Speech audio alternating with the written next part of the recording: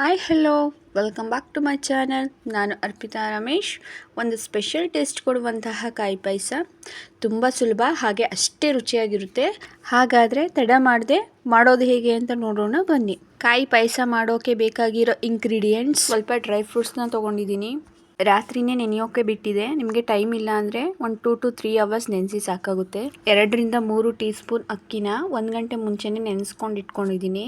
1 bowl full ತೆಂಗಿನ ತುರಿನ ತೊಗೊಂಡಿದ್ದೀನಿ. 4 ಏಲಕ್ಕಿ ಮತ್ತು 3/4 ಕಪ್ ಆಗುವಷ್ಟು ಬೆಲ್ಲ, 1 ಲೋಟ ಆಗುವಷ್ಟು ಕಾಯಿಸಿರೋ ಹಾಲು, ಒಂದು ಮಿಕ್ಸಿ ಜಾರಿಗೆ ನೆನೆಯಕ್ಕೆ ಇಟ್ಕೊಂಡಿರುವಂಥ ಡ್ರೈ ಫ್ರೂಟ್ಸ್ನ ನೀರನ್ನ ತೆಗೆದ್ಬಿಟ್ಟು ಹಾಕೋತಿದ್ದೀನಿ. ಅಕ್ಕಿನೂ ಅಷ್ಟೇ, ಅದ್ರ ನೀರನ್ನ ತೆಗೆದ್ಬಿಟ್ಟು ಹಾಕೋತಾ ಇದ್ದೀನಿ. ನೀವು ಅಕ್ಕಿನ ಹೀಗೆ ನೆನೆಸ್ಬಿಟ್ಟಾದ್ರೂ ಮಾಡ್ಬೋದು, ಇಲ್ಲ ಅಂತಂದರೆ ಘಮ ಬರೋ ತನಕ ಹುರಿದು ತೊಗೋಬೋದು. 1 ಬೌಲ್ ಫುಲ್ಲು ಫ್ರೆಶ್ ತೆಂಗಿನ ತುರಿನ ಮಿಕ್ಸಿ ಜಾರಿಗೆ ಹಾಕೋತಾ ಇದ್ದೀನಿ. ಮತ್ತು ಒಂದು 4 ಏಲಕ್ಕಿ ಸಿಪ್ಪೆ ಬಿಡಿಸ್ದೆ ತೊಗೊಂಡಿದ್ದೀನಿ. ಸಿಪ್ಪೆ ಬಿಡಿಸ್ದೆ ತೊಗೊಳೋದ್ರಿಂದ ತುಂಬ ಟೇಸ್ಟಾಗಿರುತ್ತೆ. ಒಂದು ಅರ್ಧ ಗ್ಲಾಸ್ ನೀರನ್ನ ಸೇರಿಸಿ ನುಣ್ಣಗೆ ಗ್ರೈಂಡ್ ಮಾಡ್ಕೊತಿದ್ದೀನಿ.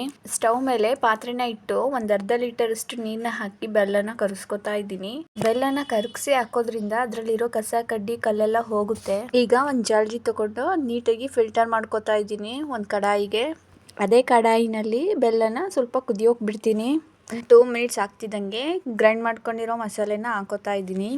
ಒಂದು ಕುದಿ ಬರ್ತಾ ಇದ್ದಂಗೆ ಲೈಟಾಗಿ ಕಲರ್ ಚೇಂಜ್ ಆಗೋಕ್ಕೆ ಸ್ಟಾರ್ಟ್ ಆಗುತ್ತೆ. ಹಿಂಗೆ ತಿರುಗ್ಕೊತಾನೇ ಇರಬೇಕು, ಯಾಕೆ ಅಂದರೆ ಕಾಯಿ ಹಾಕಿರೋದ್ರಿಂದ ತಳ ಹಿಡಿಯೋ ಚಾನ್ಸಸ್ ಇರುತ್ತೆ.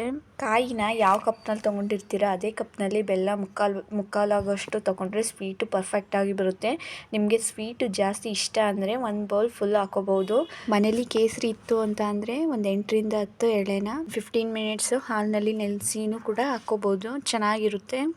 ನಿಮ್ಮ ಕನ್ಸಿಸ್ಟೆನ್ಸಿ ನೋಡಿಕೊಂಡು ನೀರನ್ನ ಹಾಕ್ಕೊಳ್ಳಿ, ಯಾಕೆ ಅಂದರೆ ತುಂಬ ಗಟ್ಟಿ ಆಗ್ತಾ ಹೋಗುತ್ತೆ. ನಾವು ಎಷ್ಟು ತಿರುಗ್ತೀವೋ ಅಷ್ಟು ಗಟ್ಟಿ ಆಗ್ತಾ ಹೋಗುತ್ತೆ.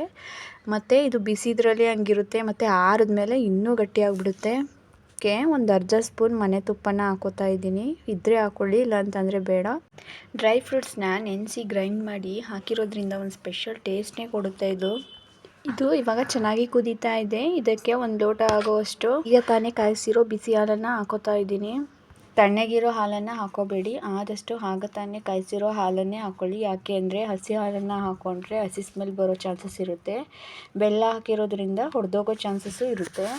ಅದ್ರ ಬದಲು ಬಿಸಿ ಹಾಲನ್ನೇ ಹಾಕ್ಕೊಂಡ್ರೆ ಯಾವ ಚಾನ್ಸಸ್ಸು ಇರೋದಿಲ್ಲ. ನೋಡಿ, ಇವಾಗ ಪಾಯಸದ ಕನ್ಸಿಸ್ಟೆನ್ಸಿ ಎಲ್ಲ ಕರೆಕ್ಟಾಗಿದೆ. ಒಂದು ಬೌಲ್ನಲ್ಲಿ ಸರ್ವ್ ಮಾಡಿ ತೋರಿಸ್ತಾ ಇದ್ದೀನಿ. ನೀವು ಬಿಸಿಲು ಕುಡಿಬೋದು, ತಣ್ಣಗಾದ್ಮೇಲೂ ಕುಡಿಬೋದು, ಎರಡೂ ಟೇಸ್ಟ್ ಇರುತ್ತೆ. ಈ ಅದ್ಭುತವಾದ ಕಾಯಿ ತುರಿ ಪಾಯಸ ಇಷ್ಟ ಆದಲ್ಲಿ ಲೈಕ್ ಮಾಡಿ, ಕಮೆಂಟ್ ಬಾಕ್ಸ್ನಲ್ಲಿ ಹೇಗಿತ್ತು ಅಂತ ಕಮೆಂಟ್ ಮಾಡಿ ತಿಳಿಸಿ.